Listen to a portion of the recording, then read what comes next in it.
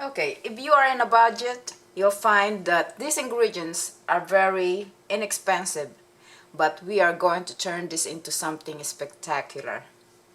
Okay.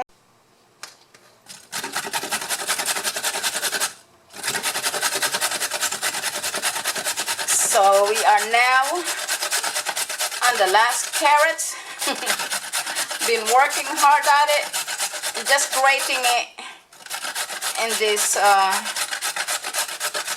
guess you call this box grater, something like that. Okay, so this is how we prepare the carrot. Use this part of your grater, not the... Okay, so let's review our ingredients.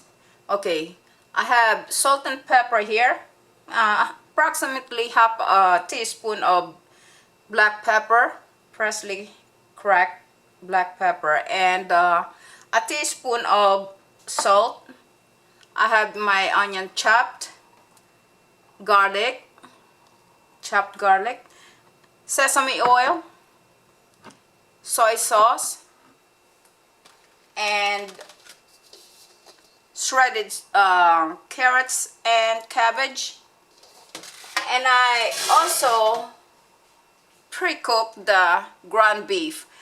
Make sure when you pre-cook your ground beef that it's very soft and tender, so that your cooking it will have a continuous flow. You know, you won't have to worry about sauteing the meat and waiting for it to get tender. Oh, these are just the core of the cabbage. We're going to discard this. I'm going to add about a tablespoon of olive oil. Light olive oil is best to saute with. I'm going to start with my garlic.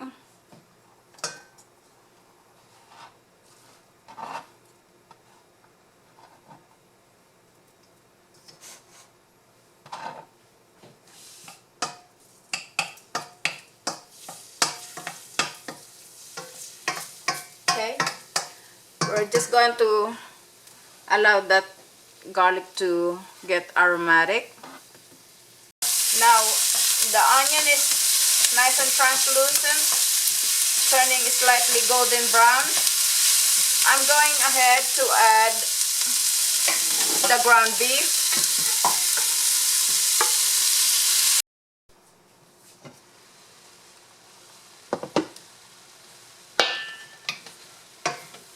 So it's sauteing nice and slow on a very low heat. I'm giving the onion a chance to release some of its moisture and incorporate the flavor into the meat. And I'm going ahead to taste for seasoning.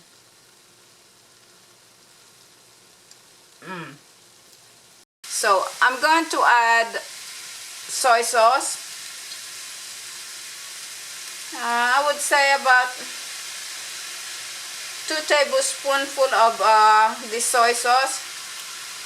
Now remember that even though we have added salt here, it will not be too salty because we still have this vegetable to add to this, and it will, you know, distribute the seasoning all throughout.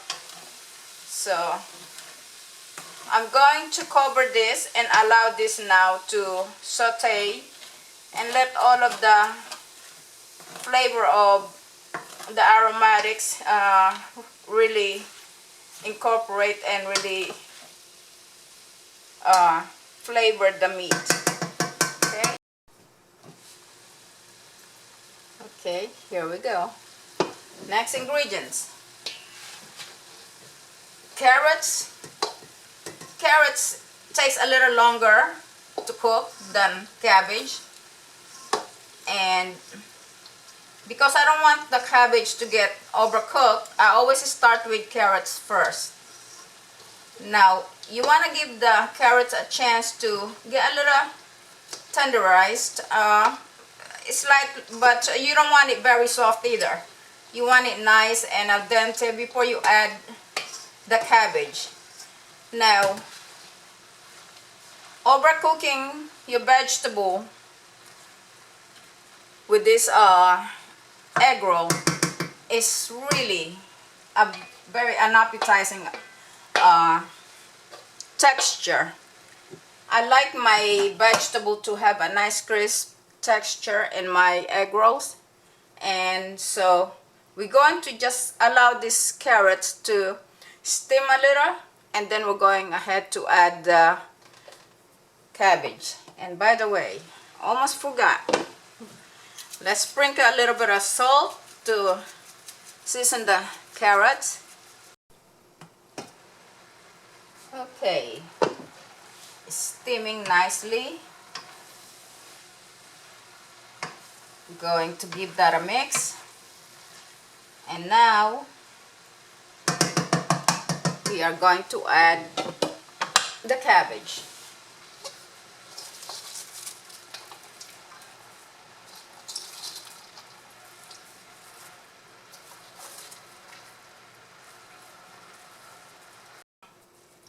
I'm going to drain this. Make sure there's not too much excess moisture in here, because it will have some moisture from the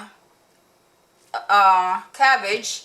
So I always drain this. I'll show you how I'm going to do that. I drain that excess liquid, then overnight I'm going to allow this to cool, and the next day I'm going to wrap it up and cook it. So it's going to go through like a marinating process, okay?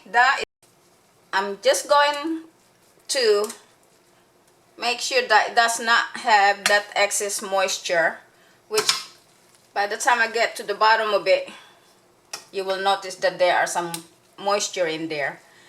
So this I will cover with cling wrap, put it in the refrigerator, and let it marinate and chill overnight. Then I'll go ahead and do the wrapping.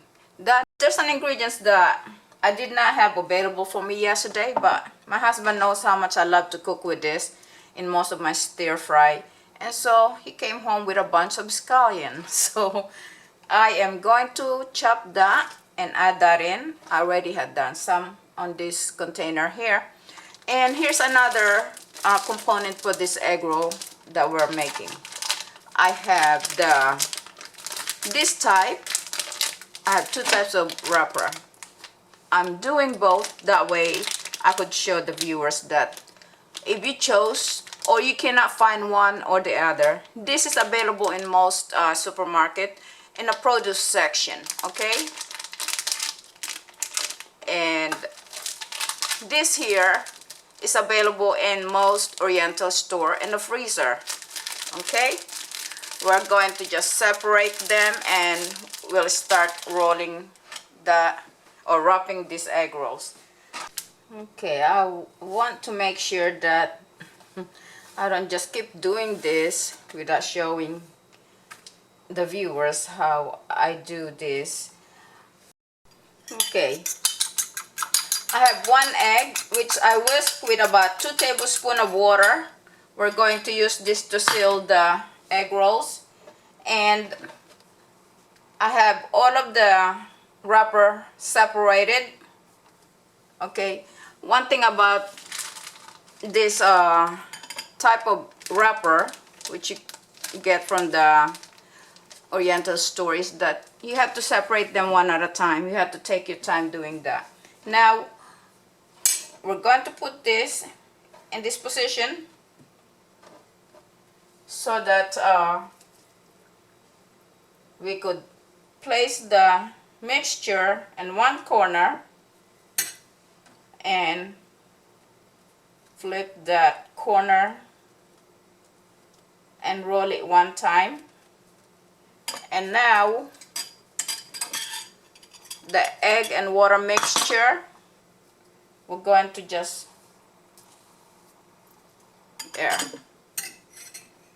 kind of just wipe it on those two corners and then fold it, and it looks so much like an envelope. Okay, once you got both end folded, and then you just go ahead and there goes your egg roll. Okay. Okay, I'm on the last one of this type of wrapper. Okay, so let me show that again. Fold it over the mixture and then brush the egg and water mixture. Roll that one time and fold it over. Create like an envelope and roll it again. So this is this type of wrapper. Okay, that's the Asian rice flour wrapper. Now this is the one that we'll find in any supermarket right in the produce section. I treat this a little more gently, more gentle than I use this, because this can easily be punctured and you really don't want to do that, so that when you fry this it will not create a problem for you. Okay, now this, to create a seal on this type of wrapper, you don't really need the egg wash. Okay, you could just simply use plain water, but since I have it here, I'm going ahead to use some of that. Okay, and I'm a little more careful with this type of wrapper.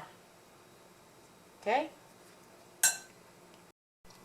okay, these are frozen. I got the individually frozen. I'm going to put that in a freezer bag and put that back in the freezer, and this will be for tonight's dinner. And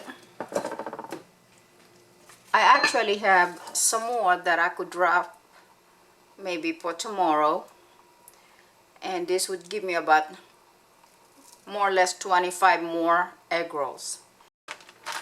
And this will store for about, in this house it's not going to last very long, 2 weeks, 3 weeks, but you could store this most likely for about at least a month. I would not store this for more than a month, but 2 to 3 weeks would be good. And this will be on a standby for that time, for the time that I don't feel like cooking.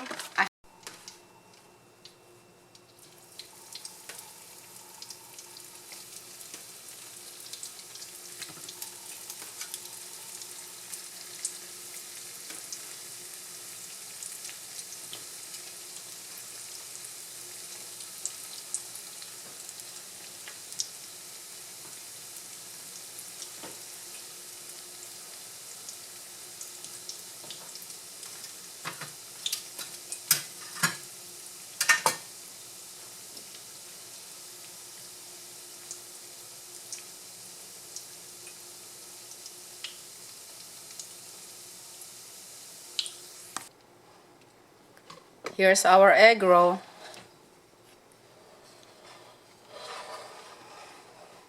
And let me tell you, I already have my taste. And it's absolutely delicious. Guarantee.